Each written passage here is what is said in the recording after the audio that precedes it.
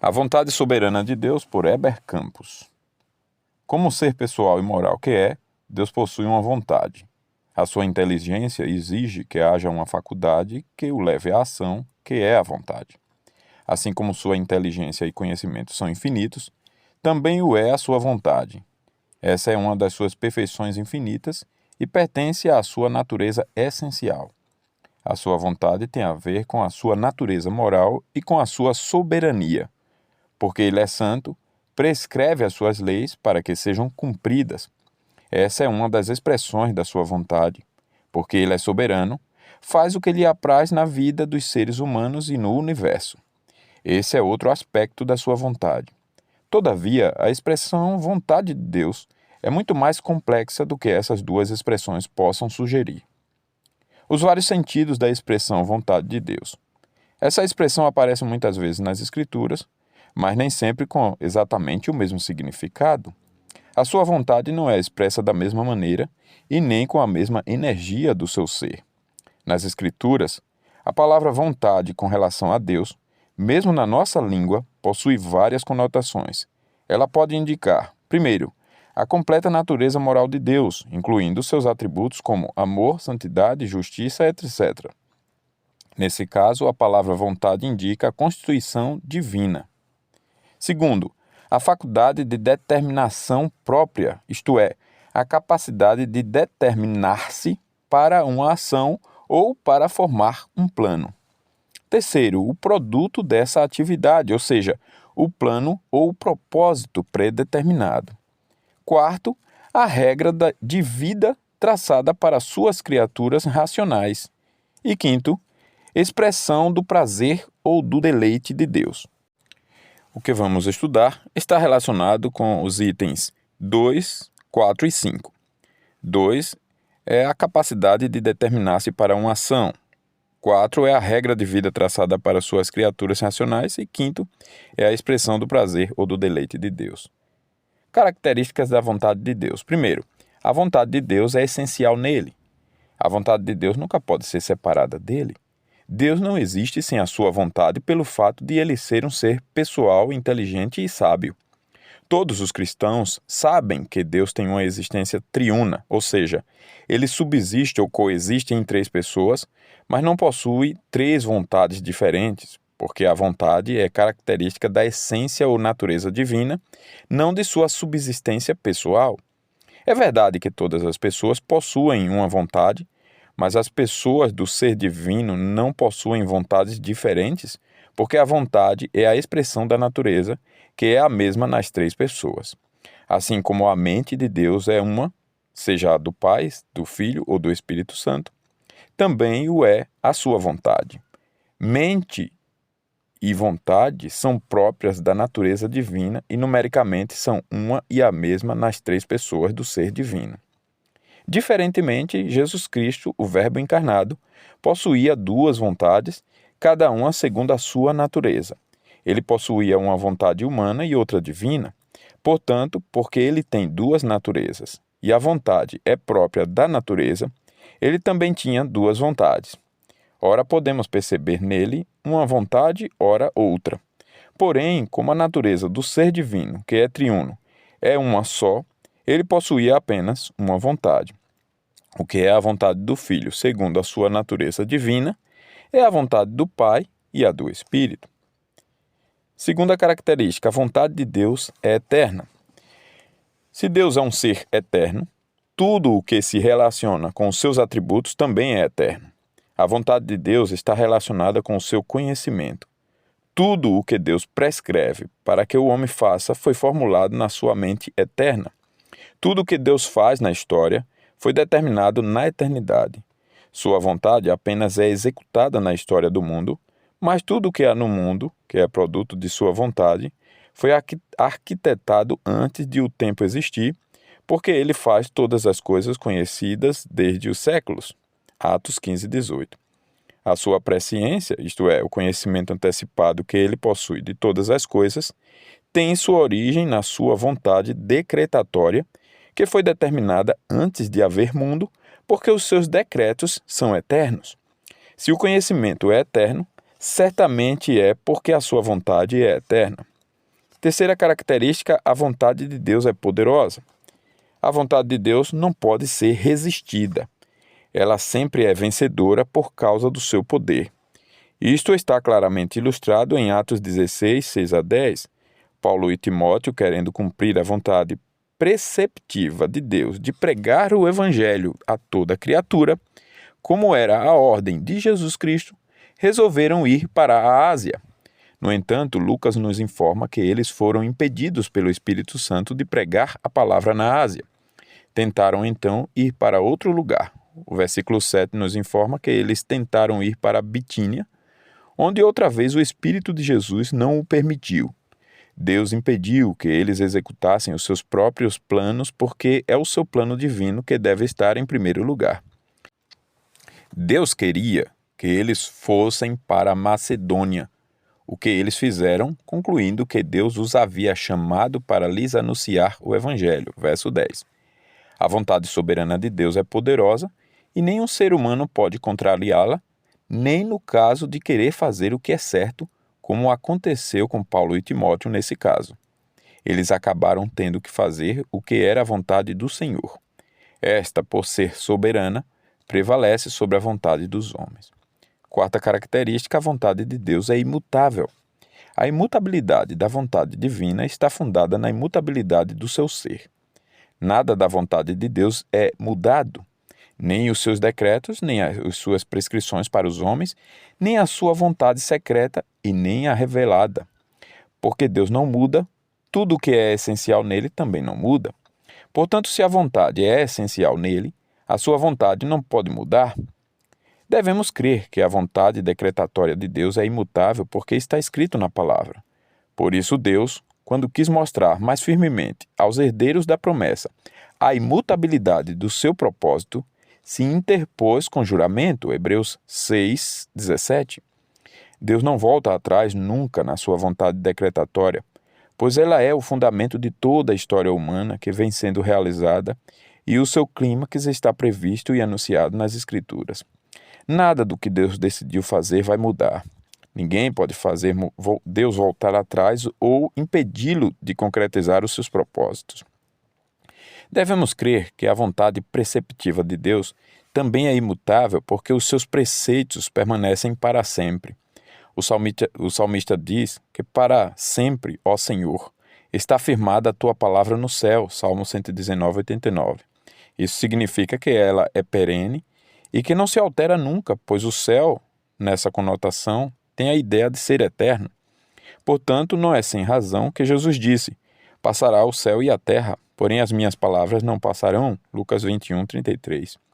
Isso quer dizer que o cosmos e o nosso planeta, na forma em que existem, deixarão de existir, mas não os preceitos de Deus. Pedro, então, pensando na imutabilidade das palavras de Deus, diz: pois toda a carne é como a erva, e toda a sua glória como a flor da erva. Seca-se a erva e cai a sua flor. A palavra do Senhor, porém, permanece eternamente. 1 Pedro 1, 24 e 25. Essa é a imutabilidade dos preceitos de Deus, porque essa é a palavra que nos foi evangelizada. 1 Pedro 1, 25b. Esses preceitos de Deus não são variáveis de acordo com o tempo ou a cultura de um povo. As leis de Deus permanecem para sempre as mesmas. Elas não envelhecem com o tempo e nem perdem a sua aplicabilidade em qualquer época. O que é verdade para os homens numa época, o é em qualquer outra. Se Deus mudasse a sua vontade, seja a decretatória ou a preceptiva, ele a mudaria para melhor ou para pior. Essa conotação de melhor ou pior é impossível no ser divino, porque revelaria imperfeição e falta de sabedoria nele. Quinta característica, a vontade de Deus é eficaz. Essa característica se aplica somente à vontade decretatória, de propósito ou secreta de Deus. Nunca essa vontade é ineficaz. Ele sempre realiza a sua vontade direta ou indiretamente. Algumas expressões da sua vontade decretatória são realizadas de maneira imediata, isto é, sem o uso de meios. A criação do universo e a criação da vida espiritual, a regeneração nos seres caídos, são dois exemplos. Ninguém pode ir contra uma ação imediata de Deus, pois essa vontade criadora e recriadora são atos poderosos de Deus que independem dos seres humanos, ainda que estes sejam beneficiários delas. A primeira obra tornou possível a vida natural dos seres humanos. A segunda tornou possível a vida divina neles. Jurou o Senhor dos Exércitos, dizendo: como pensei, assim sucederá, e como determinei, assim efetuará, porque o Senhor dos Exércitos o determinou. Quem, pois, o invalidará? A sua mão está estendida, quem, pois, a fará voltar atrás? Isaías 14, 24 e 27. A vontade decretatória de Deus, como indicam as palavras de Isaías, não pode ser contrariada por ninguém. Deus sempre realiza os seus propósitos, de modo que sempre faz como lhe agrada e lhe apraz. O seu conselho sempre permanece de pé, e sua vontade sempre prevalece. Do contrário, Deus não queria ser chamado de Todo-Poderoso, porque Deus é onipotente, sua vontade é sempre eficaz. Se outra vontade pudesse se opor à dele, essa outra vontade seria superior à dele, e nesse caso, Deus ficaria impedido por essa vontade, o que contrariaria fortemente a noção de um Deus forte. Sexta característica, a vontade de Deus é nascida somente nele. A vontade de Deus, seja decretatória ou preceptiva, é originada sempre nele. Nada fora de Deus origina essa vontade. Se houvesse algo maior do que ele ou anterior a ele, então se poderia pensar em algo mais excelente do que ele. Mas Deus é independente, e sua vontade também. Nada do que ele deseja, planeja e decide fazer tem os seus motivos fora dele. Nada do que Deus planeja e decide fazer no mundo tem a sua razão no mundo ou nos homens. Deus faz sua vontade no mundo, que é como diz em latim, opera ad extra, ou seja, uma obra para fora, sempre com motivos nascidos de dentro do seu próprio ser. Se Deus planejou criar o mundo, isso foi uma decisão eminentemente sua. Ninguém lhe sugeriu essa obra. Se Deus decidiu salvar pecadores, foi com motivo nascido na sua bondade. Nada do que Deus fez pelo homem teve a sua razão no homem. A vontade de Deus é independente, sendo, portanto, nascida somente nele. Toda a causa de sua vontade está no seu ser, nunca fora dele. É por isso que a sua vontade é soberana. Até mesmo as prescrições para os homens, que são a sua vontade preceptiva, têm nascedouro na sua mente santa e amorosa. Não há qualquer sugestão de que os seus preceitos sejam baseados em qualquer mente humana ou angélica. Porque ele é santo, seus preceitos são santos. Porque ele é bondoso, os seus preceitos são justos e bons, cheios de amor e misericórdia. Toda a sua vontade, seja ela qual for, é nascida dele e nele. Sétima característica, a vontade de Deus é livre e soberana. Tudo que existe fora do ser divino é produto de sua vontade. Deus não resolveu ser o que é. Todavia, todas as obras de Deus e o seu relacionamento com elas é produto da sua vontade. Todas as coisas existem por causa da vontade de Deus. Os seres celestiais, que são criaturas de Deus, cantam numa atitude de adoração. Tu és digno, Senhor e Deus nosso, de receber a glória, a honra e o poder, porque todas as coisas tu criastes. Sim, por causa da tua vontade vieram a existir e foram criadas. Apocalipse 4:11. Tudo o que existe fora do ser de Deus tem a sua existência na vontade de Deus. Deus não resolveu ser o que é, mas tudo o que ele fez é produto da sua vontade livre e soberana. A vontade livre e soberana de Deus também se manifesta nas obras da sua providência. Nela estão tanto os grandes acontecimentos quanto os pequenos.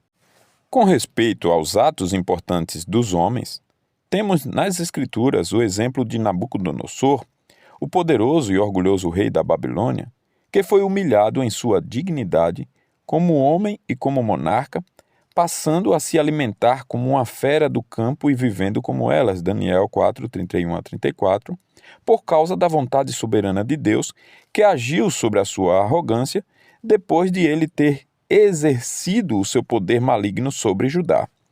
Observe o que Nabucodonosor disse a respeito dos homens orgulhosos, depois de ele ter sido humilhado pela poderosa mão de Deus. Todos os moradores da terra são por ele reputados em nada, e segundo a sua vontade, ele opera com o exército do céu os moradores da terra. Não há quem lhe possa deter a mão, nem lhe dizer que fazes. Daniel 4:35. Os homens mais importantes e poderosos do mundo são considerados como pó diante da vontade soberana de Deus, que age de uma maneira providencial para cumprir os seus propósitos no mundo. Com respeito aos acontecimentos de menor importância, as Escrituras dizem que até mesmo a morte de um pardal, Mateus 10:29, ou a contagem dos fios de cabelo, Mateus 10:30, não escapam da ação providente da vontade livre e soberana de Deus. Distinções aplicadas à vontade de Deus. Só há uma vontade em Deus, mas visando a uma compreensão melhor do tema, que é complexo, costumamos apresentá-lo sob várias óticas, usando, tanto quanto possível, os termos encontrados nas próprias Escrituras. Primeiro, vontade decretatória e vontade preceptiva. Base teológica. Embora essas expressões não sejam encontradas nas Escrituras, é fácil deduzi-las. A vontade decretatória de Deus é aquela por meio da qual ele ordena ou decreta tudo o que decide que tem de acontecer, seja por meio da sua agência direta ou mediante a agência irrestrita das suas criaturas racionais. Essa vontade pode também ser chamada de secreta quando não sabemos nada a seu respeito. Há inúmeras referências nas Escrituras que indicam um decreto de Deus que ele já deu a conhecer aos homens. Nesse caso, a vontade não é mais secreta, embora continue sendo expressão do seu decreto.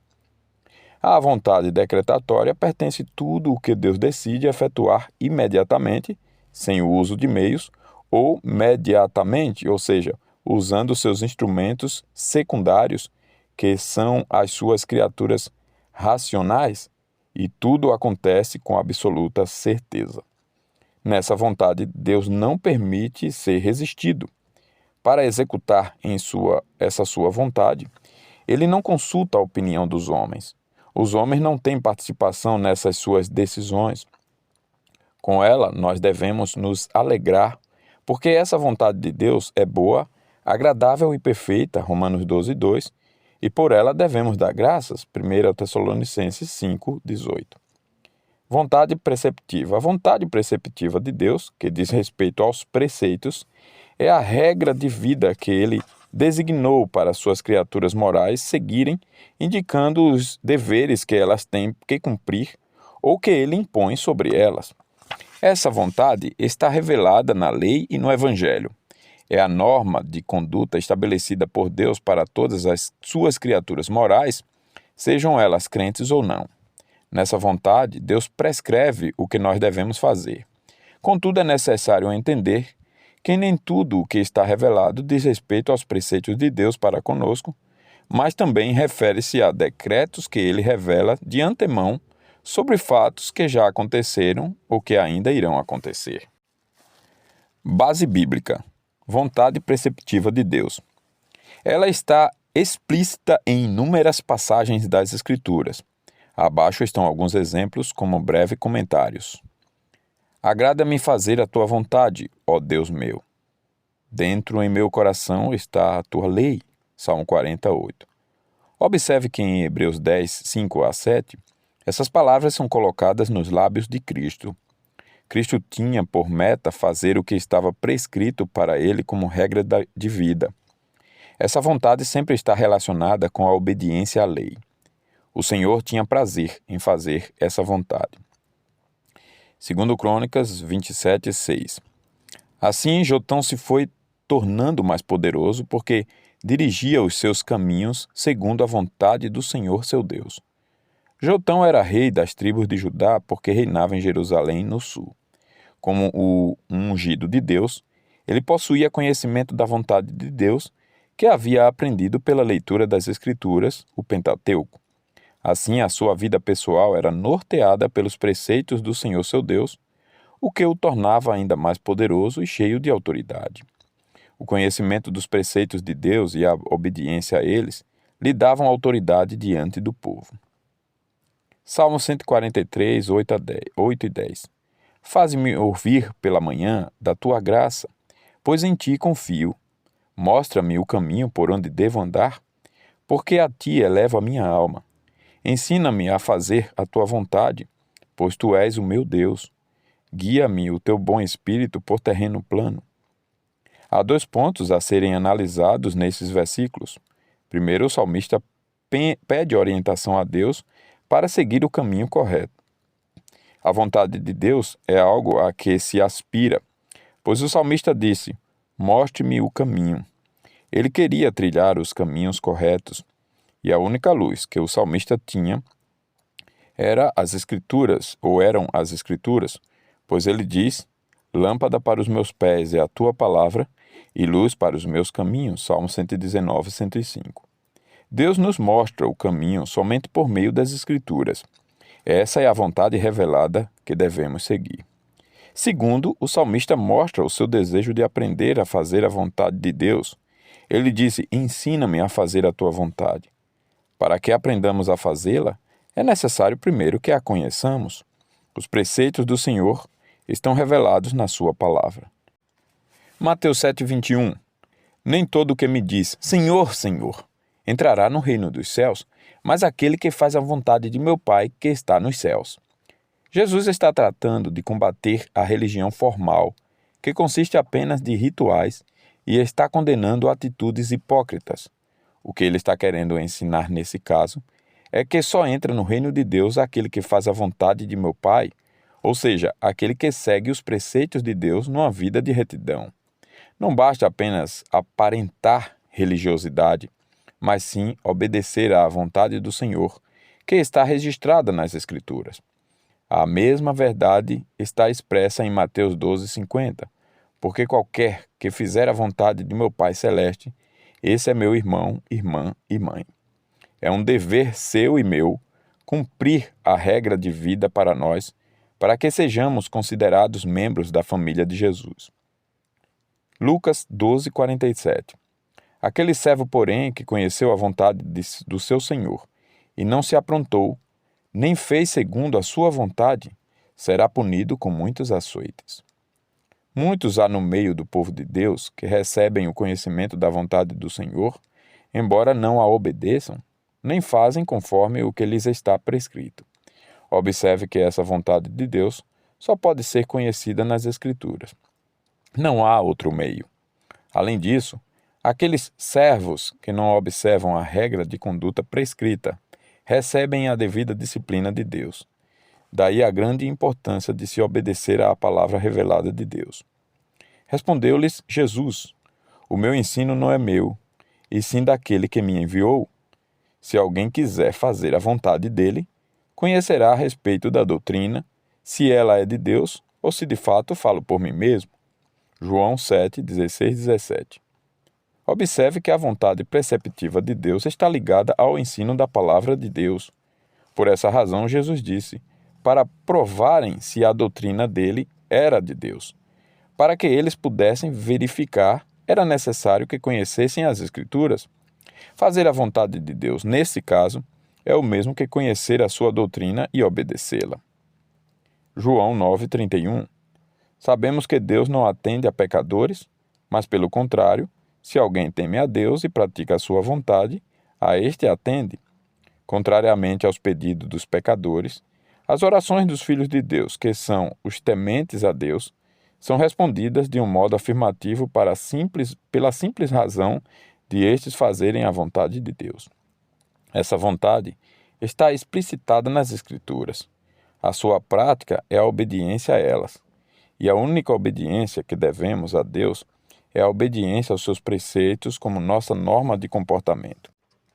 Atos 13:22.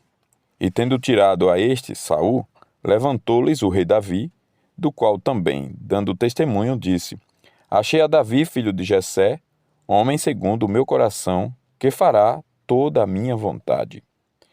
A despeito dos seus pecados, Davi foi reconhecido como o homem que obedecera à vontade de Deus, como expressão da regra de vida que ele impôs sobre os homens. Um homem segundo o coração de Deus é um homem obediente.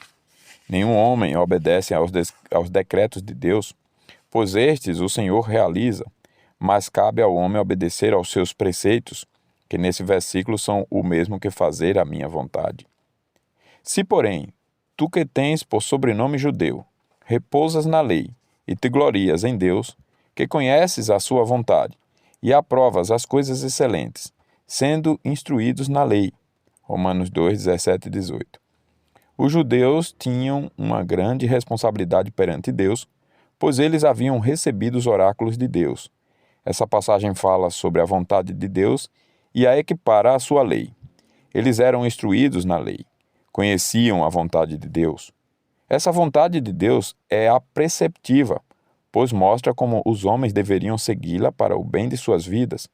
Contudo, mesmo aprovando as coisas excelentes, muitos judeus não foram obedientes à vontade de Deus em sua vida. Eles quebraram muitos preceitos, como é próprio dos homens de todas as gerações. Efésios 6, 6 e 7. Não servindo à vista como para agradar a homens, mas como servos de Cristo, fazendo de coração a vontade de Deus, servindo de boa vontade como ao Senhor e não como a homens. Nesse caso, o termo servos implica que essas pessoas estão sob autoridade e têm conhecimento de uma ordem expressa. A única maneira de se entender essa ordem é por meio de leis objetivas que lhes são dadas. Como fariam a vontade do Senhor se não a conhecessem? Essas leis são conhecidas porque estão prescritas nas Santas Escrituras, e os servos devem fazer essa vontade de Deus, mas de maneira sincera, de coração, como se fosse diretamente para o Senhor. 1 Tessalonicenses 4, 3. Pois esta é a vontade de Deus, a vossa santificação, que vos abstenhais da prostituição. Deus requer dos seus filhos uma vida de acordo com o seu padrão moral estabelecido na sua palavra. A santidade do cristão é fundamental para que ele seja agradável diante de Deus.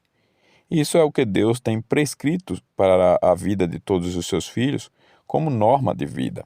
A santificação inclui a obediência aos preceitos de Deus. 1 Tessalonicenses 5,18. Em tudo dai graças, pois esta é a vontade de Deus em Cristo Jesus para convosco. A oração de ação de graças é uma das regras de sua vontade preceptiva que Deus estabeleceu para o seu povo. A ação de graças é um preceito para a nossa vida diária. 1 Pedro 2,15. Porque assim é a vontade de Deus, que pela prática do bem façais emudecer a ignorância dos insensatos. A prática do bem é preceito para a sua vida. Ela é estimulada do começo ao fim das Escrituras. Tudo o que Deus prescreve para os seus filhos é a prática do bem. Quando o cristão obedece aos preceitos de Deus, ele faz calar o adversário, que não tem nada de indignidade que dizer contra ele. Quando o cristão cumpre os preceitos de Deus, é dito que ele faz a vontade de Deus. 1 Pedro 4, 1 e 2. Tendo Cristo sofrido na carne, armai-vos vós também do mesmo pensamento, pois aquele que sofreu na carne deixou o pecado, para que, no tempo que vos resta na carne, já não vivais segundo ou de acordo com as paixões dos homens, mas segundo a vontade de Deus. A vontade de Deus como norma de vida é a vida de santidade, que é o oposto a paixões dos homens. O mundo passa, bem como a sua concupiscência.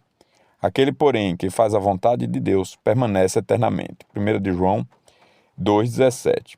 Essa vontade preceptiva ou revelada está ao alcance de todos, pois não é demasiadamente difícil nem está longe de ti. Deuteronômio 30, 11 e Romanos 10, 8. E nela estão prescritos todos os deveres do homem e representa para ele o caminho no qual este pode gozar as bênçãos de Deus. Essa vontade preceptiva nem sempre é feita. Nem tudo o que Deus requer de nós como norma de vida é obedecido. Você conhece a vontade de Deus? Sim. Se você lê o que está escrito na palavra de Deus, você conhece a vontade de Deus.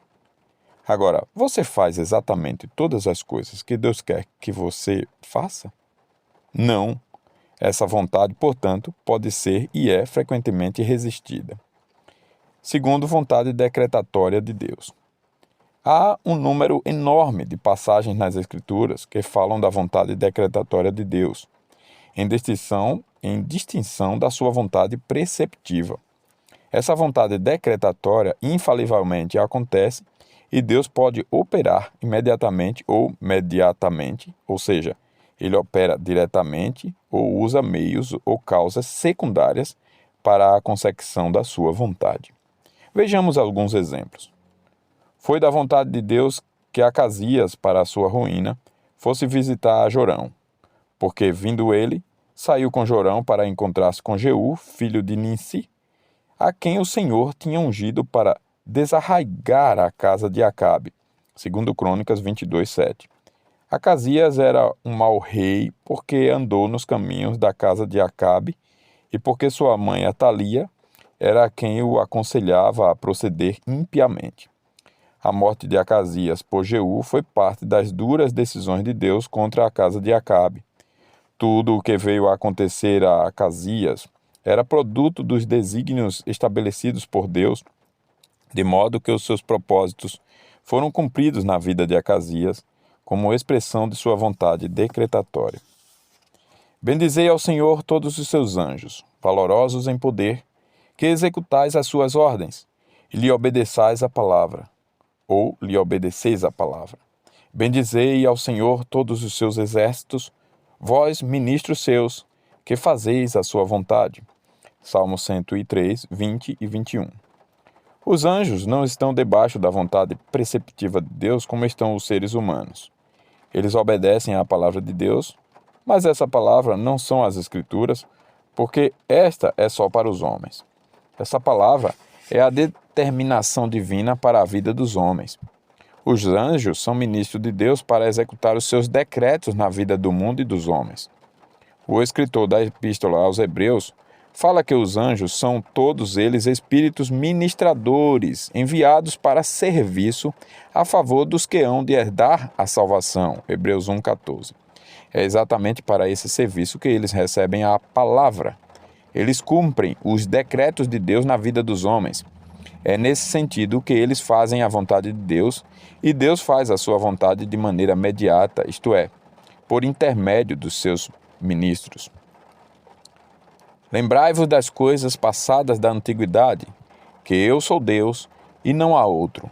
Eu sou Deus e não há outro semelhante a mim, que desde o princípio anuncio o que há de acontecer e desde a antiguidade as coisas que ainda não sucederam, que digo, o meu conselho permanecerá de pé, farei toda a minha vontade, que chamo a ave de rapina desde o Oriente e de uma terra longínqua o homem do meu conselho. Eu o disse, eu também o cumprirei. Tomei este propósito, também o executarei. Isaías 46, 9 a 11.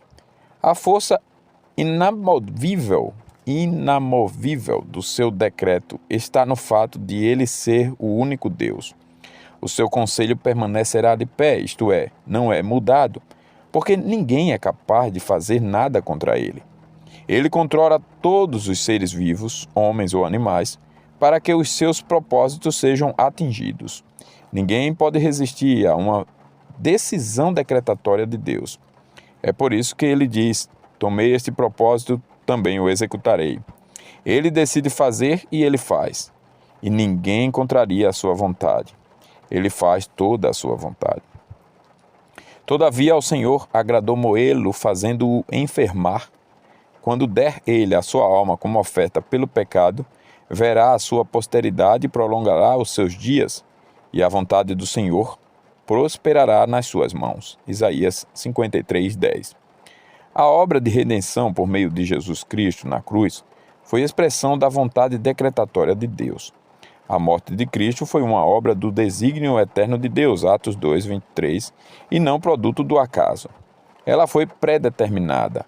A vontade decretatória de Deus foi feita na vida, morte e ressurreição de Jesus Cristo. Por isso é dito que a obra de redenção de Cristo fez essa vontade de Deus prosperar.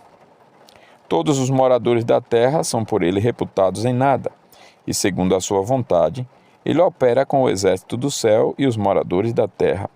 Não há quem lhe possa deter a mão, nem lhe dizer que fazes. Daniel 4, 35. Nesse versículo, vemos Deus trabalhando imediatamente.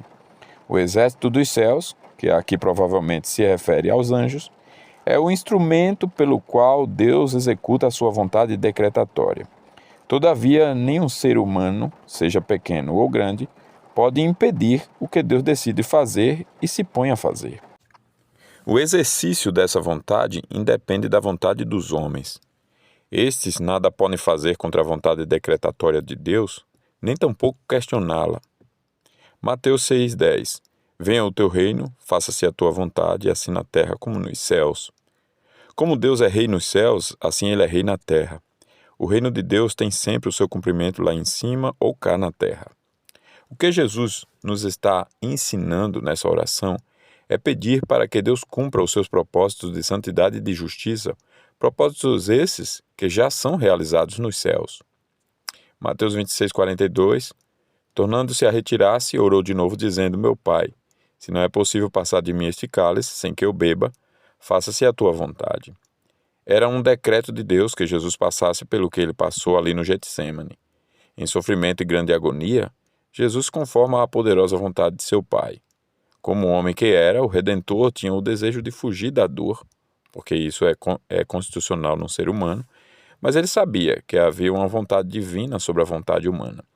Como Deus que era, o Redentor entendeu que a vontade de Deus era inevitável para que houvesse a redenção do pecador. Essa vontade decretatória teria que ser inquestionavelmente cumprida, porque estava escrito que ele seria o servo sofredor, a quem Deus iria pisar com a ira. Isaías 53. João 4,34 Disse-lhes Jesus: A minha comida consiste em fazer a vontade daquele que me enviou e realizar a sua obra. Perceba que a vontade de Deus que Jesus fazia não tem nada a ver com a vontade preceptiva, embora esta ele fizesse também. Nesse versículo, Jesus está tratando da realização do plano redentor de Deus para os homens. A vontade decretatória de Deus era a redenção de pecadores, e essa obra foi executada na vida, morte e ressurreição de Jesus Cristo. Tudo o que aconteceu a Jesus foi o que ele fez em cumprimento dos planos redentores de Deus. João 6, 34 e 40 E a vontade daquele que me enviou é esta, que nenhum eu perca de todos os dos que me deu. De fato, a vontade de meu Pai é que todo homem que vire o Filho e nele crer tenha a vida eterna, e eu ressuscitarei no último dia. A salvação do seu povo não é apenas um desejo de Deus que poderia ou não ser realizado.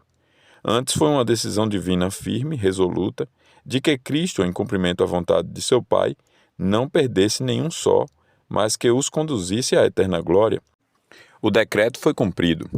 Todos aqueles que foram entregues a Cristo pelo Pai foram salvos, estão sendo salvos ou serão salvos. Atos 21, 11, 13 e 14 E vindo ter conosco Ágapo, tomando o cinto de Paulo, ligando com ele seus próprios pés e mãos, declarou: Isto diz o Espírito Santo. Assim os judeus em Jerusalém farão ao dono deste cinto e o entregarão nas mãos dos gentios. Então ele respondeu: Que fazeis chorando e quebrantando-me o coração? Pois estou pronto não só para ser preso, mas até para morrer em Jerusalém pelo nome do Senhor Jesus. Como, porém, não o persuadimos, conformados dissemos: Faça-se a vontade do Senhor. Os cristãos de Cesareia receberam a notícia pelo profeta Ágapo que Paulo iria ser tirado deles, ser preso e sofrer por causa de Jesus Cristo. Paulo os consola dizendo da sua prontidão até para morrer. Então, percebendo a firmeza de Paulo e que ele não seria demovido de seu intento de pregar em Jerusalém, disseram de si para si mesmos: Que seja feita a vontade do Senhor. Essa é a resignação daqueles que entendem que todas as coisas cooperam para o bem daqueles que amam a Deus. A vontade decretatória do Senhor é sempre feita e temos de nos conformar a ela. É assim que procedem todos quantos o amam e que são chamados segundo o seu propósito. Romanos 1, 9 e 10 Faço menção de vós em todas as minhas orações, suplicando que, em algum tempo, pela vontade de Deus, se me ofereça boa ocasião de visitar-vos. Paulo era um obreiro atencioso para com as suas igrejas. Orava por elas constantemente. Por certo, ele recebia cartas pedindo que fosse visitá-las. Paulo gostava de estar com elas, mas entendia que ele não tinha controle sobre o destino de sua vida. Orava a Deus motivado pelo desejo de visitar suas igrejas, mas compreendia que só iria pela vontade de Deus. Ele já havia tentado fazer esse tipo de viagem por sua própria conta e havia sido impedido por Deus 2 vezes. Ver Atos 16, 6 e 7. Ninguém pode dizer com certeza que irá a tal e tal lugar, a menos que isso seja a expressão do desígnio divino. Ver o ensino de Tiago, 4, 13 a 16, que combina exatamente com o de Paulo. Romanos 8, 27.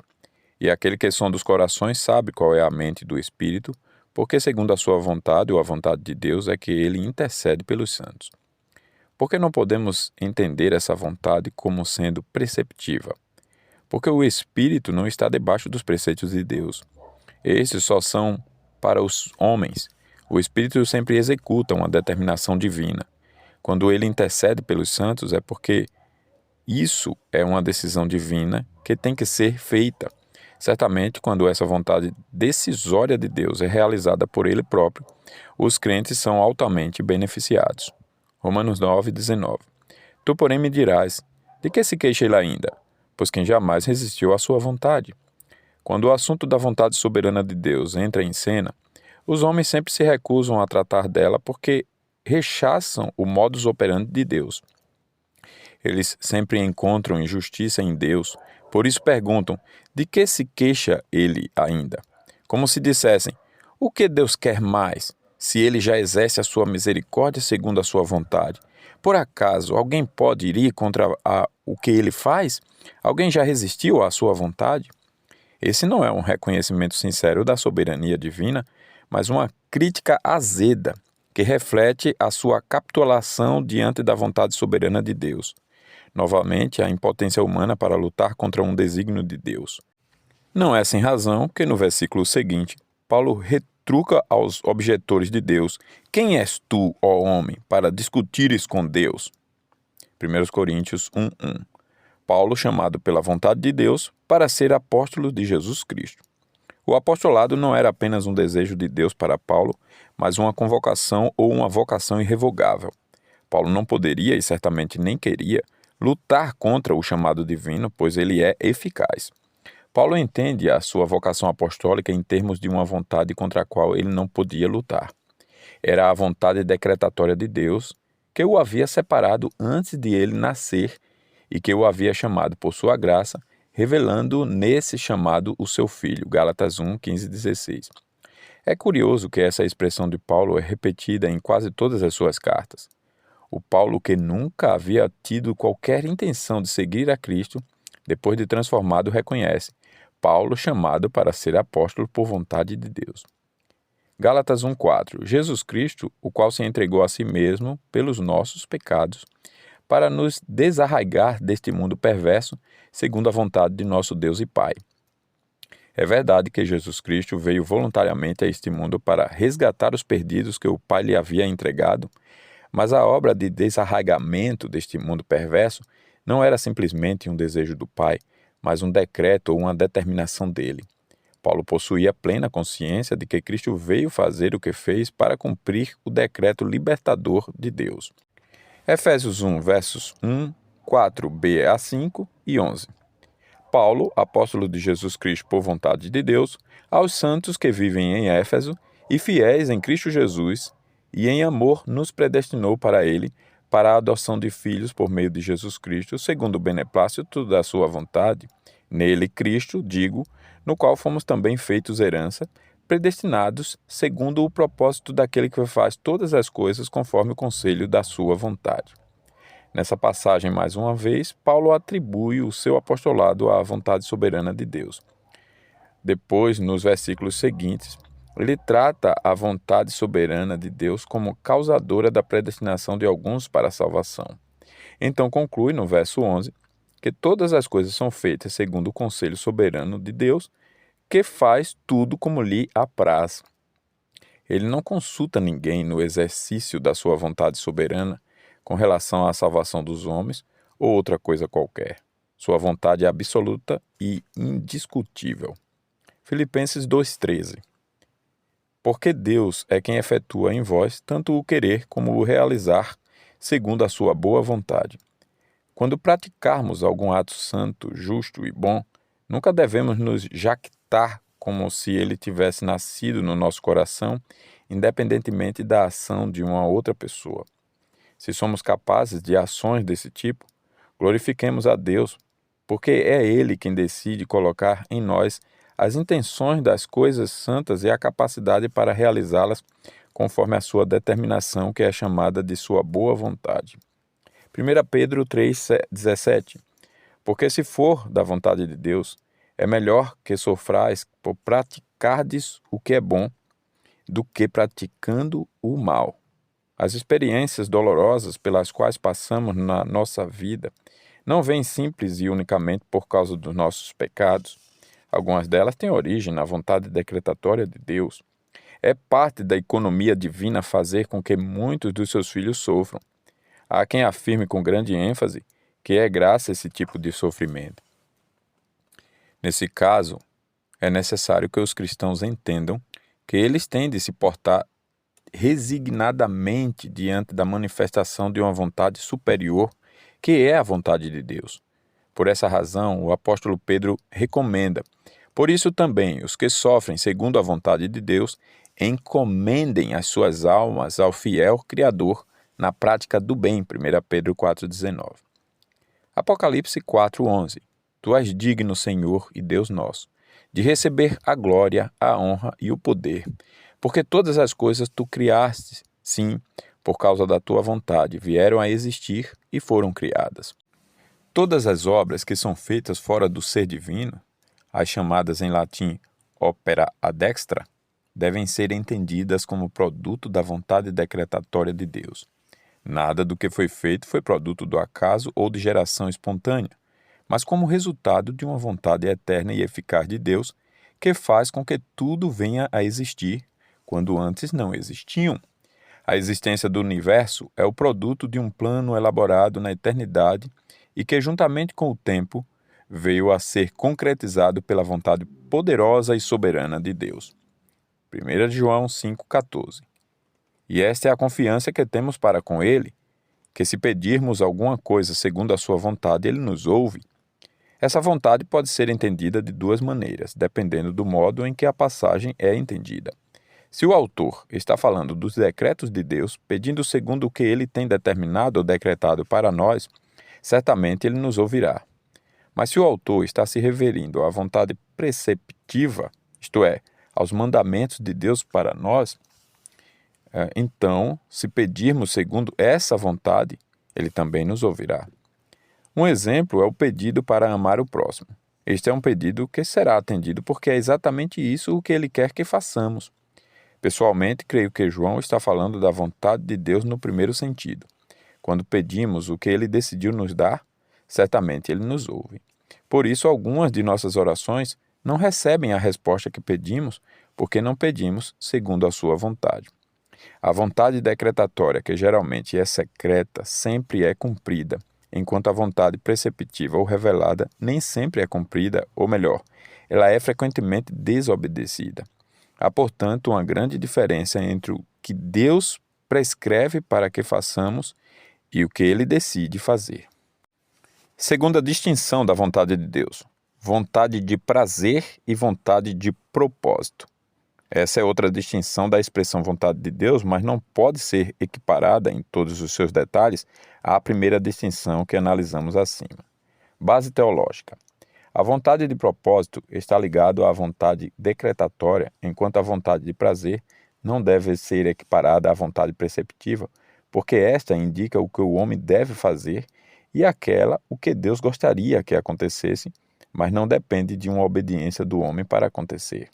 Deixe-me explicar.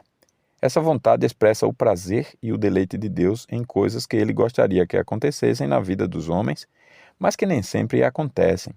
Essa vontade de prazer não está relacionada diretamente com o que os homens devem fazer, mas é um desejo que expressa a natureza constitucional de Deus.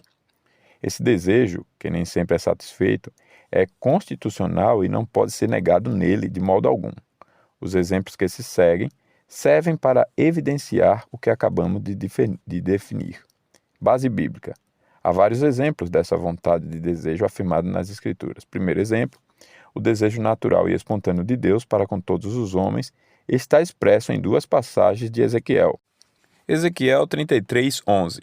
Diz-lhes: Tão certo como eu vivo, diz o Senhor Deus, não tenho prazer na morte do perverso, mas em que o perverso se converta do seu caminho e viva. E Ezequiel 18:23. Acaso tenho eu prazer na morte do perverso? Diz o Senhor Deus. Não desejo eu antes que ele se converta dos seus caminhos e viva?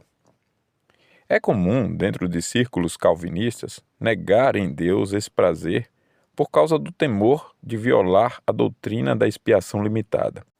Não há fundamento para esse temor, porque essa vontade de Deus, expressa nas passagens acima, é constitucional nele. Deus afirma de modo claro o seu prazer de duas maneiras, uma negativa e a outra positiva. Primeiro, Deus não tem prazer na morte do perverso. Segundo, Deus tem prazer na conversão do ímpio. Por não fazerem essa distinção da vontade de Deus, muitos calvinistas tentam negar o que está óbvio nas Escrituras.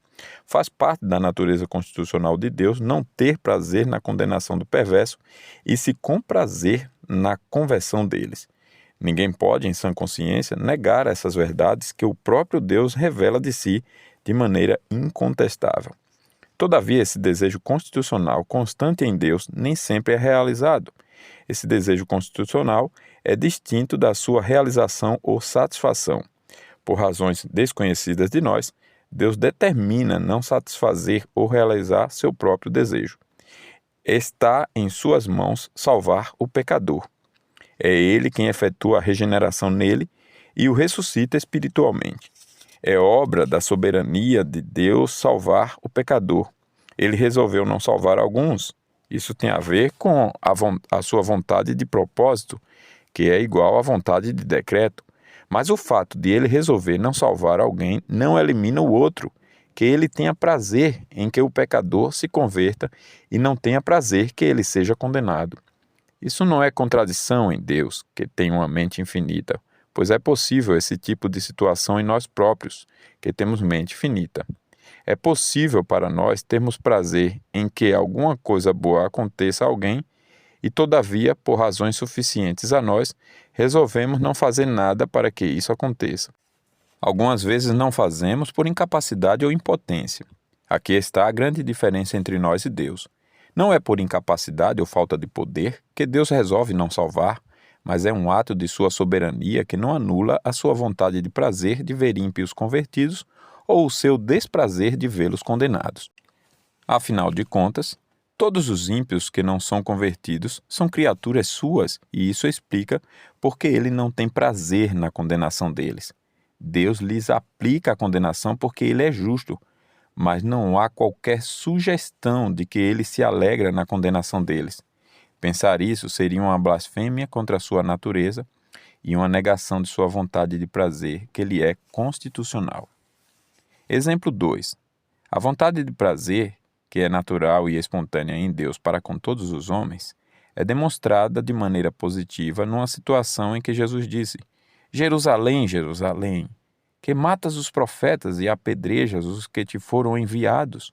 Quantas vezes quis eu reunir teus filhos como a galinha ajunta os do seu próprio ninho, e vós não quisestes. Lucas 13:34.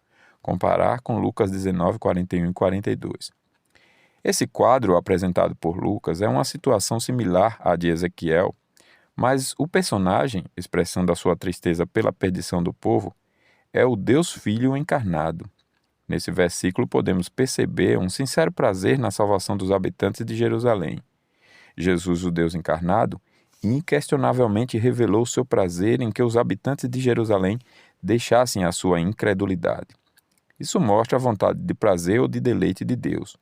Nenhum de nós pode negar essa vontade no Deus homem. Seria uma injustiça a Cristo dizer que ele se alegrava na incredulidade e na perdição de Jerusalém. As suas lágrimas indicam o seu desgosto pela situação de incredulidade e, ao mesmo tempo, o seu prazer em que Jerusalém se voltasse arrependida e em fé para ele. Todavia, por razões desconhecidas de nós, Cristo resolveu não vencer a obstinação dos judeus, pois ele poderia fazê-lo se assim tivesse decidido, uma vez que é o autor e consumador da fé, Hebreus 12:2. A fé sempre vem por meio de Jesus, Atos 3,16. A fé é um dom de Jesus aos homens, uma graça eminentemente divina. Essa resolução de Jesus Cristo de não conceder fé salvadora a todos os habitantes de Jerusalém mostra a vontade de propósito de Deus.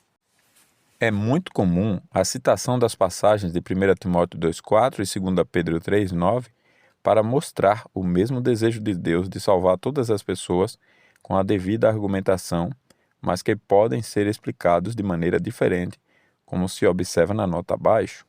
Terceiro exemplo. O prazer natural e constitucional de Deus era que Faraó deixasse seu povo sair em paz do Egito. Várias vezes Deus disse a Faraó: "Deixa ir o meu povo", Êxodo 7:12, 8:1, 2, 20. O desejo de Deus era que o povo hebreu pudesse ficar livre da escravidão e que Faraó ficasse livre das pragas, deixando o povo ir. Isso mostra o desejo de Deus. Porém, esse desejo de Deus não foi realizado porque ele decidiu não interferir no coração de Faraó. Veja o que o Senhor endureceu o coração de Faraó, a fim de que ele não deixasse o povo sair, e o ameaçou com pragas interiores no coração, para mostrar que somente ele era poderoso. Êxodo 9:14, 15 e 16.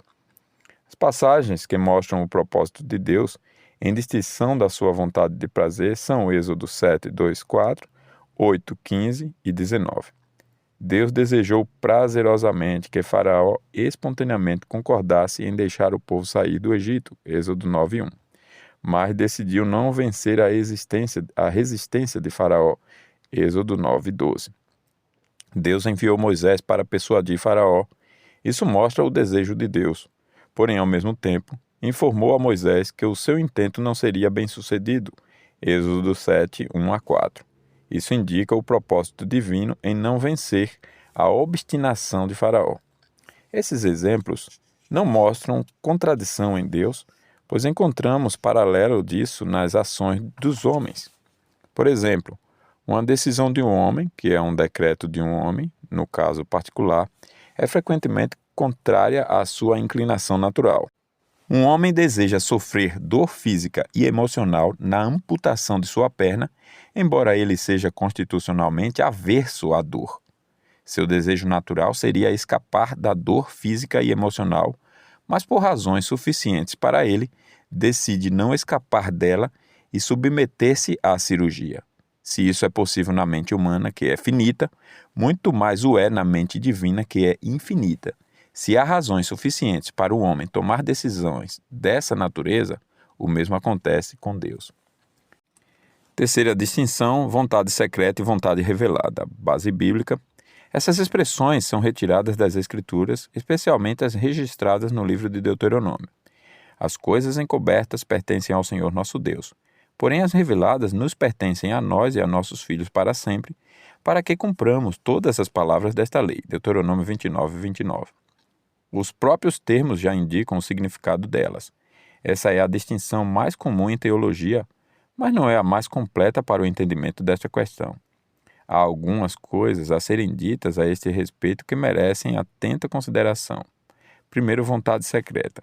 As coisas encobertas têm a ver com o segredo de Deus a respeito da vida das pessoas, enquanto a vontade decretatória e a vontade de propósito podem dizer respeito às decisões em geral sobre a vida do mundo e o destino do povo de Deus. A vontade secreta pode ser uma indicação do que Deus faz na nossa vida pessoal e que é segredo até que aconteça. Tiago escreveu aos seus leitores: "Vós não sabeis o que sucederá amanhã. Que é a vossa vida? Sois apenas como neblina que aparece por instante e logo se dissipa." Tiago 4:14. O amanhã, isto é, as coisas que nos acontecerão em nosso futuro, estão escondidas de nós. Segundo, vontade revelada.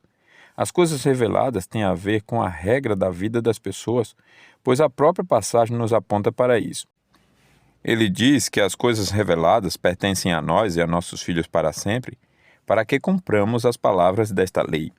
Essas coisas reveladas devem ser obedecidas como norma de comportamento para todo o povo de Deus. Não há como fugir do dever de obedecer à vontade revelada para o nosso comportamento. Nesse sentido, a vontade revelada é igual à vontade preceptiva. Base teológica. Paulo, escrevendo aos Efésios, diz: procurai compreender qual a vontade do Senhor. 5,17. Se tomarmos essa passagem isoladamente, teremos um pouco de dificuldade para entender exatamente a que vontade de Deus ele está se referindo. Qual é a vontade de Deus que nós precisamos compreender para a nossa vida? Essa pergunta pode estar relacionada com os dois aspectos dessa vontade mencionados em Deuteronômio 29 e 29, com a vontade secreta e com a vontade revelada. Nessa passagem de Efésios 5,17, podem estar presentes os dois conceitos acima estudados. Depende de como entendemos o que Paulo estava querendo dizer por vontade de Deus. Vejamos cada uma das possibilidades. Vontade revelada. Se Paulo tem em mente a compreensão da vontade revelada, ou os preceitos normativos de Deus, então essa vontade de Deus deve estar relacionada com a maneira como Deus quer que vivamos. Essa vontade está revelada para a nossa vida e está absolutamente clara nas Escrituras. Por exemplo, você não precisa fazer perguntas como estas para poder compreender qual a vontade do Senhor para a sua vida. Será que é a vontade de Deus que eu ame meus irmãos na fé e meus inimigos? Porque a vontade de Deus para que você ame ao seu próximo está claramente afirmada nas Escrituras. Será que Deus quer que eu proceda corretamente no meu namoro? Porque as Escrituras já afirmam isso de maneira inequívoca. Paulo nos ensina o modo como devemos namorar até que tenhamos a nossa esposa, que aqui ele chama de nosso próprio corpo. Veja o que ele diz sobre a vontade revelada de Deus. Pois esta é a vontade de Deus, a vossa santificação, que vos abstenhais da prostituição, que cada um de vós saiba possuir o seu próprio corpo, ou esposa, em santificação e honra, não com desejo de lascívia, como os gentios que não conhecem a Deus, e que nesta matéria ninguém ofenda nem defraude a seu irmão. 1 Tessalonicenses 4, 3 a 6. É da tua vontade, Senhor, que eu me divorcie do meu cônjuge? As Escrituras, embora não desçam a detalhes, mostram com firmeza a posição de Jesus Cristo com respeito a essa questão. Leia Mateus 19, 3 a 12. Não há dúvidas nas Escrituras sobre este assunto. A vontade de Deus está ali revelada. Essas coisas estão óbvias. Esses mandamentos são cruciais para a nossa vida cristã. Só precisamos obedecer ao que Deus quer quando Ele prescreve seus mandamentos.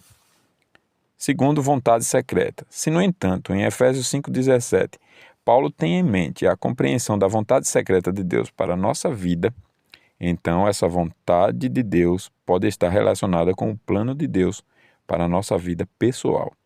Essa vontade não está revelada diretamente nas Escrituras. Deus não mostrou nada do que vai acontecer na minha vida particular amanhã ou aquilo que eu devo ser pessoalmente. É, portanto, perfeitamente justo perguntar: Senhor, é da tua vontade que eu me case com fulano de tal, com quem namoro? Senhor, como posso saber que profissão devo seguir? Senhor, é da tua vontade que eu viaje para tal lugar nas minhas férias? Senhor, é da tua vontade que eu venda a minha propriedade? Devemos pensar em ter mais filhos? Será que estou no ramo certo de trabalho? Essas perguntas pedem por orientações divinas, pois queremos saber qual é a vontade de Deus para a nossa vida.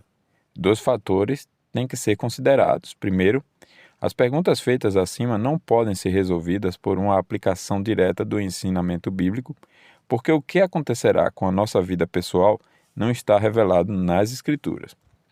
Não tendo uma resposta definida nas Escrituras, um exame global delas pode nos fornecer as possibilidades legítimas entre as opções que existem. Se Deus não revelou claramente nas Escrituras essas coisas, como posso saber qual é a sua vontade?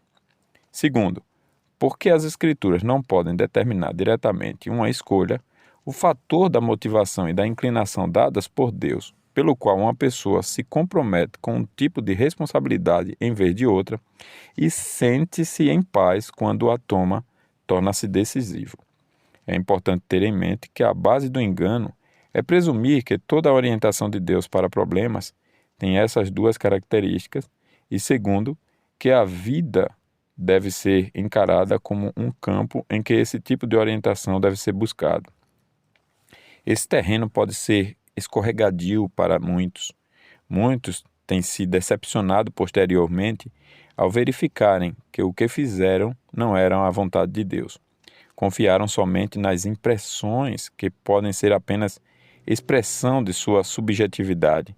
A ideia de uma vida na qual a voz interior do Espírito dirige e decide tudo soa muito atraente, pois parece exaltar o ministério do Espírito e promete uma intimidade maior com Deus. O que acontece muitas vezes é que não se trata da voz do Espírito que é ouvida interiormente, mas o resultado dos nossos desejos mais íntimos ou simplesmente uma ardente esperança de que certas coisas aconteçam. Todavia, não nos esqueçamos de que não conhecemos o plano de Deus, isto é, o que Ele determinou que acontecesse na nossa vida pessoal até que o que está determinado aconteça.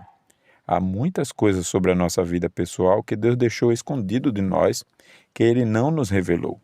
Não sabemos o que nos sucederá no dia de amanhã, não sabemos qual é o plano de Deus para a nossa vida pessoal.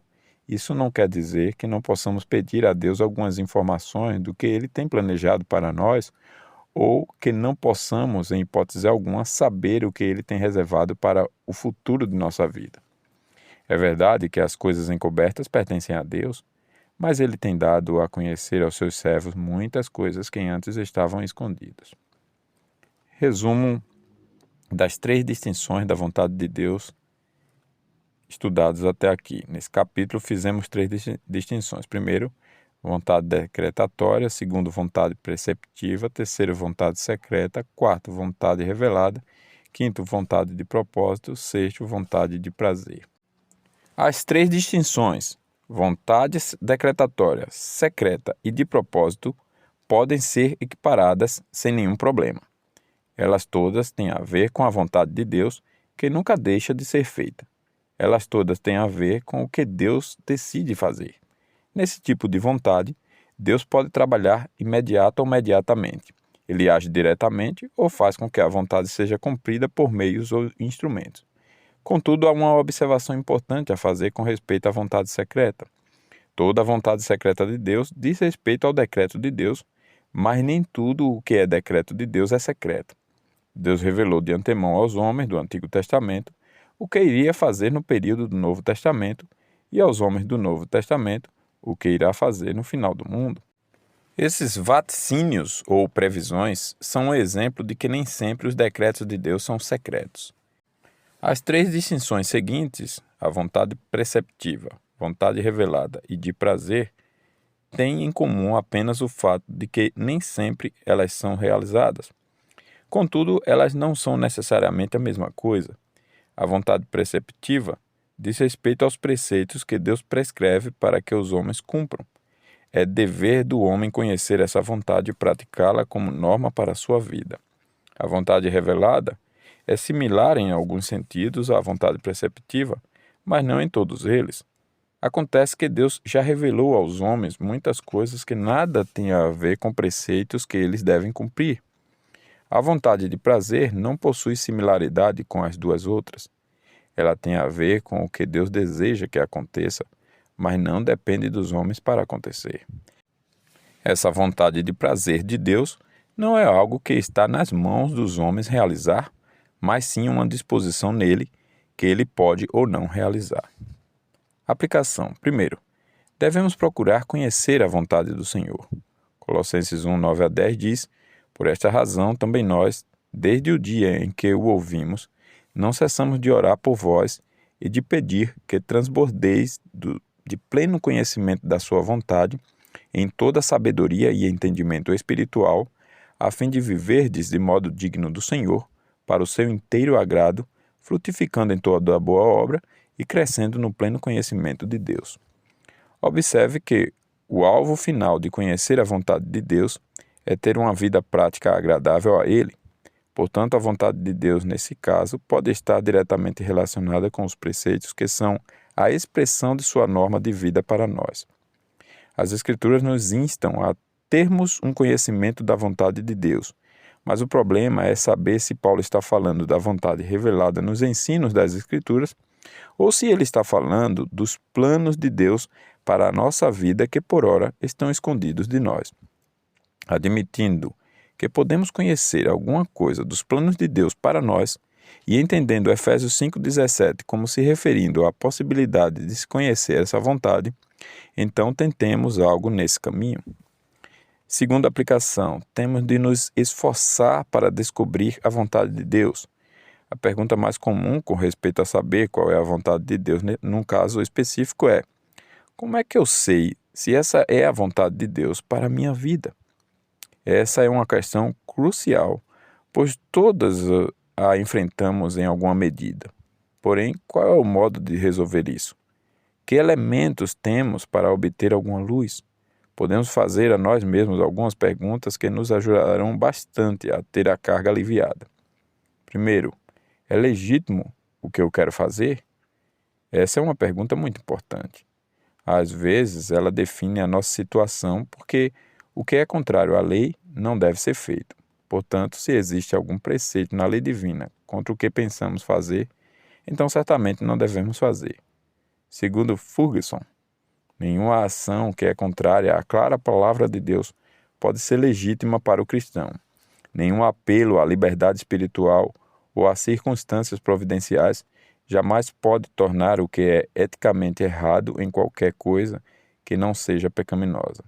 Pois o cristão é livre somente para amar e para obedecer à lei de Deus. Aqui repousa a verdadeira liberdade. Não podemos permitir que nada nos demova da busca da verdade de Deus. Se um anjo do céu aparecer e nos disser que temos de fazer algo que seja contrário aos preceitos de Deus, devemos recusar. Se é contra a lei de Deus, o ponto está definido. Não. Segundo, traz edificação para mim o que eu quero fazer? Em outras palavras, poderíamos nos perguntar: o que vou fazer melhora o meu relacionamento com Jesus Cristo? Melhora o meu relacionamento com as outras pessoas? Faz-me crescer em maturidade? Há certas coisas que não são pecaminosas em si, Romanos 4:14. Algumas delas são lícitas até, mas nem todas convêm, como Paulo deixa claro, porque não trazem crescimento. 1 Coríntios 10:23, todas as coisas são lícitas, mas nem todas convêm, todas são lícitas, mas nem todas edificam. Paulo é sapientíssimo nessa afirmação. Os cristãos deveriam aplicar esse critério bíblico a muitas atitudes que devem tomar quando não há um mandamento específico sobre determinados assuntos. Nem todas as coisas convêm, porque não nos trazem crescimento espiritual. Terceiro, será de grande ajuda para outros o que quero fazer? Não podemos perguntar se o que pretendemos fazer será bom apenas para nós mesmos, mas se será também para o benefício dos outros. Tratando dos limites da liberdade cristã, Paulo diz que devemos ter uma atitude altruísta em relação às outras pessoas. Ninguém busca o seu próprio interesse, e sim o de outrem, 1 Coríntios 10:24. E assim como eu procuro em tudo ser agradável a todos, não busco o meu próprio interesse, mas o de outros, ou de muitos, para que sejam salvos, 1 Coríntios 10:33. A preocupação de Paulo era a de ajudar muitas pessoas, mesmo que fosse em seu próprio prejuízo. O objetivo final de Paulo era ver as pessoas sendo salvas por meio do que ele fazia. Certamente esse espírito ele aprendeu de Jesus. Quando Cristo veio ao mundo, veio para o bem dos outros, não para ser servido, mas para servir. Paulo disse que Cristo não se agradou a si mesmo, mas o seu objetivo era fazer o bem aos outros. Se Cristo se preocupasse apenas consigo mesmo e se agradasse a si mesmo, ele nunca teria feito o que fez em favor de outros. Como se portou Jesus Cristo, assim devemos nos portar em tudo o que fazemos ou em tudo o que fizermos. Quarto, há o perigo de me tornar escravo do que quero fazer? Há certas coisas que não são más em si mesmas, como já dissemos, mas é possível que depois de começarmos a fazê-las, não consigamos mais parar. Paulo deixa isso bem claro. Todas as coisas me são lícitas, mas nem todas me convêm. Todas as coisas me são lícitas, mas eu não me deixarei dominar por nenhuma delas. Há muitos cristãos que têm sido escravizados por coisas que não são más em si mesmas, mas que vem, em última análise, trazer malefícios para eles mesmos e para os que convivem com eles. Se isso nos acontecesse, poderia ser perigoso para o nosso crescimento. Quando nos tornamos escravos de um hábito, como ver televisão, por exemplo, podemos deixar de fazer coisas muito mais importantes na vida, como conversar em família, ou podemos deixar de produzir coisas muito boas para o proveito nosso e dos outros. Paulo diz: vou fazer o que é lícito. Assim, não vou correr o risco de ser dominado por algo ilícito. Sejamos sábios ao praticar uma ação. Verifiquemos se ela não vai nos tornar escravos de um hábito que nos seja nocivo.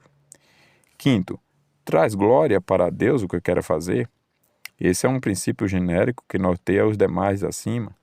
Para descobrir a vontade de Deus num caso particular, quando não temos mandamento específico, precisamos nos fazer a pergunta acima. Esse princípio vale tanto para as ações corriqueiras da nossa vida, quanto para as decisões mais importantes que devemos tomar. Veja a receita de Paulo. Portanto, quer comais, quer bebais, ou façais outra coisa qualquer, fazei tudo para a glória do Senhor. 1 Coríntios 10, 31. Se fizermos alguma coisa que faça alguém tropeçar, ou que faça um irmão perecer, ou que não traga crescimento para outrem, não estamos fazendo algo que seja da vontade do Senhor. A vontade do Senhor é medida pelo que fazemos com o intuito de trazer glória a Ele.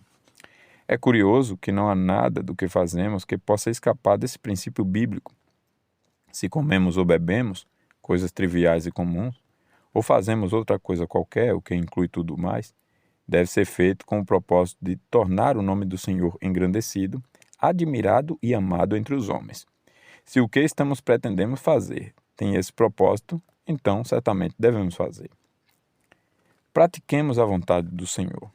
Se procurarmos conhecer a vontade do Senhor e nos esforçarmos para compreendê-la, então devemos praticá-la. Essa prática somente tem a ver com a vontade preceptiva de Deus. Ela está claramente revelada nas Escrituras e precisa ser obedecida. Há muitos cristãos que conhecem a vontade do Senhor, mas não a fazem, e isso é mal. Jesus nos ensinou: aquele servo, porém, que conheceu a vontade do seu Senhor e não se aprontou, nem fez segundo a sua vontade, será punido com muitos açoites. Lucas 12, 47. É óbvio que, por se tratar de uma parábola, isso não deve ser entendido literalmente em todos os seus detalhes, mas o princípio ensinado é válido para todas as épocas. Recebe a disciplina de Deus aquele que, conhecendo a sua vontade revelada, não a praticou. O conhecimento dos preceitos nos torna responsáveis diante de Deus. É seríssima a questão da prática da vontade de Deus. Portanto, todos nós devíamos ter em alta conta a necessidade de praticar os preceitos que nos foram revelados. Fazer a vontade preceptiva de Deus é dever de todo homem, mesmo que ele não a conheça, Lucas 12, 48, mas principalmente dos filhos de Deus que já possuem uma razoável noção do que Deus quer que seja norma de vida para eles. Quarta aplicação: esperemos pela manifestação final da vontade do Senhor. Há ocasiões em que alguma coisa está acontecendo na nossa vida que não conseguimos entender. Já estudamos a palavra de Deus, perguntamos a outras pessoas, mas ainda não temos uma resposta. A única saída para esse caso é esperar até que uma combinação de circunstâncias nos faça entender a vontade de Deus. Uma passagem na qual devemos meditar numa situação desse tipo é Lamentações 3, 25 a 33. Os filhos de Jerusalém estavam sob a grande pressão do cerco do exército babilônico. Não havia saída humana para o problema deles. A única saída era esperar que a vontade de Deus se manifestasse. Há algumas consolações para os que enfrentam grande provação. Primeiro, o Senhor é bom para os que esperam nele e o buscam, verso 25. Segundo, é recomendável aguardar a salvação do Senhor silentemente, verso 26, ou seja, com tranquilidade, sem murmurar. Terceiro, é recomendável suportar o sofrimento silentemente, pois ele nos é mandado por Deus, versos 27 e 28.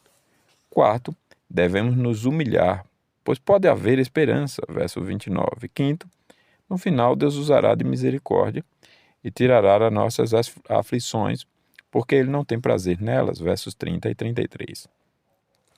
Essas são lições que devemos aprender na sua juventude, verso 27, se queremos aprender algo sobre a vontade de Deus. Temos que aprender a esperar silentemente pela vontade salvadora do Senhor. Davi teve essa compreensão quando disse de si para si mesmo: somente em Deus, ó minha alma, espera silenciosa. Dele vem a minha salvação, porque dele vem a minha esperança. Salmo 62, 1 e 5. Se não aprendermos a esperar pelo Senhor, amargaremos na impaciência, o que nos fará um mal enorme. As provações que Deus nos envia são para o nosso crescimento. Quanto mais esperamos pela vontade do Senhor, mais a nossa compreensão dela aumenta. É parte da nossa tarefa entender que tudo o que acontece na nossa vida coopera para o nosso bem. Portanto, esperemos o final para que compreendamos o propósito da vontade do Senhor para nós. Lembremos-nos da história de José, que no final entendeu o sentido do mal que os seus irmãos, a mulher de Potifar e outros lhe fizeram. Ele esperou o tempo próprio e compreendeu que a vontade do Senhor é perfeita, boa e agradável. Quinta aplicação: algumas regras para compreendermos a vontade do Senhor. Se as Escrituras nos instam a procurar compreender a vontade do Senhor, então é possível, em algum sentido, conhecer o que Deus quer para nós. Mas como? Há algumas indicações nas Escrituras que podem nos ajudar. Primeiro, a sua vida tem que estar em íntima harmonia com a palavra de Deus. Jesus disse: se permanecerdes em mim e as minhas palavras permanecerem em vós, pedireis o que quiserdes e vos será feito. João 15, 7. Se estamos em Cristo e as palavras dele permanecem em nós, podemos pedir a Deus as coisas que estão no nosso coração, que ele as concederá. Se pedirmos que ele nos mostre o caminho certo a seguir, ele vai nos dar a luz para que o enxerguemos. De alguma maneira, a vontade dele vai ser esclarecida pela comunhão com Cristo e pela luz da sua palavra em nós. Deus tem um plano e dirige a nossa vida, mas muitos cristãos não entendem de que modo Deus trabalha. O erro básico deles é pensar que a direção divina é essencialmente uma inspiração íntima, sem a participação da palavra escrita. Nesse princípio, há dois fatores envolvidos: a comunhão com Cristo por meio da sua palavra e a oração. Assim, usando-os, poderemos compreender em algum sentido a vontade do Senhor para a nossa vida. Segundo, a nossa vida tem que estar cheia do Espírito de Cristo. Depois da ordem para compreender a vontade do Senhor, Paulo disse: enchei-vos do Espírito, falando entre vós com salmos, entoando, louvando de coração ao Senhor, com hinos e cânticos espirituais, dando sempre graças por tudo ao nosso Deus e Pai, em nome de nosso Senhor Jesus Cristo, sujeitando-vos uns aos outros no temor de Cristo. Efésios 5, 18 a 21. Se o Espírito Santo não estiver transbordando em nosso coração, dificilmente saberemos com certeza a vontade de Deus para a nossa vida. A esfera do subjetivismo, então, dominará as nossas decisões. Terceiro, a nossa vida tem que estar envolvida sinceramente com o reino de Deus. Como vamos saber o que Deus quer que façamos no reino se nem mesmo nos envolvemos com ele? Uma maneira de descobrir a vontade de Deus para a nossa vida é saber quais são os nossos dons espirituais. Essa descoberta define muitas coisas na nossa vida. No entanto, nessa questão de compreender a vontade de Deus, há alguns erros a serem evitados. O teólogo anglicano J. Packer menciona-os em seu livro O Conhecimento de Deus. Mesmo com as ideias corretas sobre a direção de Deus em geral, continua sendo fácil errar, particularmente em escolhas vocacionais. Nenhuma área da vida demonstra mais claramente a fragilidade da natureza humana, mesmo a dos já regenerados. A obra de Deus, nesses casos, deve inclinar primeiro o nosso julgamento, depois todo o nosso ser ao curso que, entre todas as diferentes alternativas, ele determinou ser o mais adequado para nós, para a sua glória e para o benefício de outros através de nós. Sexto, temos de evitar alguns erros que com frequência são cometidos nesta questão. Primeiro, evitemos a má vontade de pensar. É comum as pessoas terem má vontade de refletir. É a falsa piedade, um sobrenaturalismo do tipo pernicioso e prejudicial que exige impressões interiores sem qualquer base racional e evita atender à frequente recomendação bíblica para refletir. Deus nos fez seres pensantes e Ele guia nossa mente quando em Sua presença resolvemos as coisas e de nenhum outro modo. Tomara fossem eles sábios, então atentariam. Deuteronômio 32, 29. Evitemos a má vontade de pensar adiante. Regularmente, no curso de uma ação, as pessoas não querem pesar as consequências ao longo prazo das alternativas. Pensar adiante é parte da regra divina para a vida, tão boa quanto as regras humanas para as estradas. Muitas vezes, apenas vemos o que é sábio e certo e o que é tolo e errado quando consideramos os resultados a longo prazo. Tomara fossem eles sábios e atentassem para o seu fim. Evitemos a má vontade para aceitar conselhos. As Escrituras dão ênfase à necessidade que temos disso. O caminho do insensato aos seus próprios olhos parece reto, mas o sábio dá ouvidos ao conselho. Provérbio 12, 15. É um sinal de imaturidade e de convencimento de dispensar conselhos ao se tomar uma decisão importante.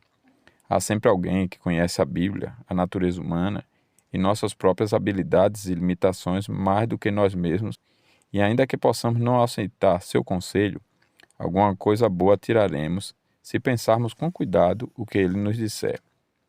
Evitemos a má vontade de suspeitar de nós mesmos. É comum as pessoas não gostarem de ser realistas a respeito de si mesmos e não se conhecem muito bem. Elas têm emoções numa base egoísta, escapista, autoindulgente e autoengrandecedora. Tais emoções devem ser detectadas e desacreditadas, não devendo ser tomadas erradamente como direção. Precisamos perguntar por que sentimos que uma determinada atitude é certa e nos obrigar a dar razões disso.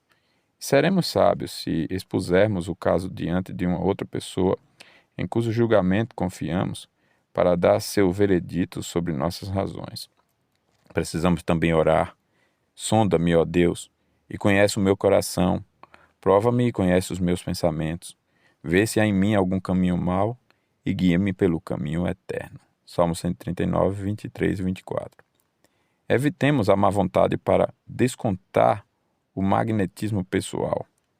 Aqueles que não estão profundamente conscientes do orgulho e da decepção em si mesmos nem sempre podem perceber essas coisas nos outros, e é o problema de certos líderes talentosos que influenciam outras mentes pelo seu magnetismo pessoal.